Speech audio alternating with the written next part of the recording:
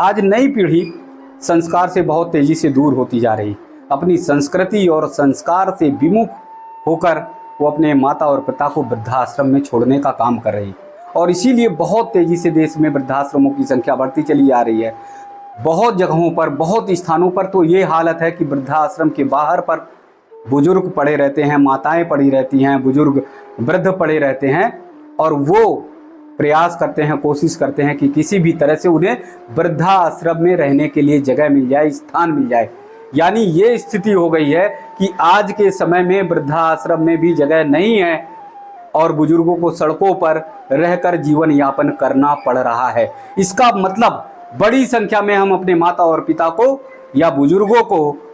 वृद्धाश्रम में ढकेलने का काम कर रहे हैं, घर से बाहर छोड़ने का काम कर रहे हैं। हम बड़ी बड़ी कंपनियों में, मल्टीनेशनल कंपनियों में, बड़े बड़े ओहदे पर, बड़े बड़े पदों पर, बड़ी बड़ी कंपनियों में CEO तो बन जाते हैं, लेकिन हम अपने संस्कार और संस्कृति को छोड़ देते हैं। और इसीलिए जब बुजुर्ग माता पिता होते हैं तो उन्हें वृद्धाश्रम में छोड़ने का काम करते हैं।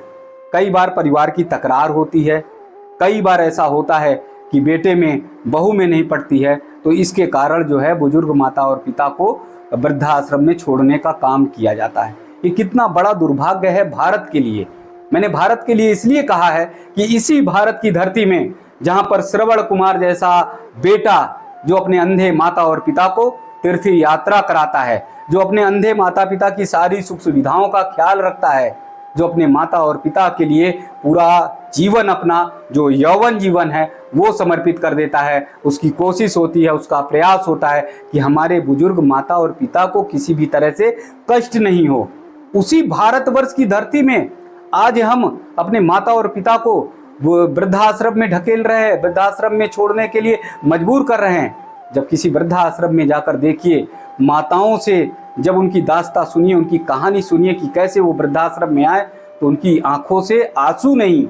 खून गिरते हैं, वो तड़प पड़ती हैं। वो माताएं बताती हैं कि कैसे बहू उन्हें मारा करती थी, बेटा उन्हें मारा करता था, खाना नहीं दिया करता था, किसी ऊपर की कोठरी में जहां पर गर्मी पड़ा करती थी, टीन सेट हुआ करती थी, वहां उसे बंद करके रख दिया जाता था और पूरे दिन भर कोई खाने पीने का कुछ भी ख्याल नहीं करता था।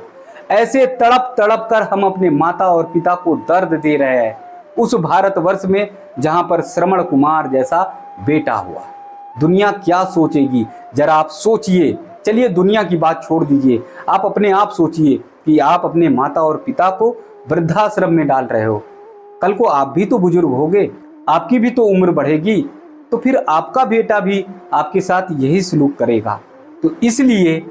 आप अपनी संस्कृति से जुड़िए, संस्कार से जुड़िए। अगर अभी भी अपने माता और पिता को कहीं वृद्धाश्रम में छोड़ दिया है, किसी कारणवश आपकी लड़ाई, आपके झगड़े, आपके क्लेश के कारण आपके माता पिता या परिवार के कोई भी बुजुर्ग आपसे रूठ गए हैं, आपसे दूर चले गए हैं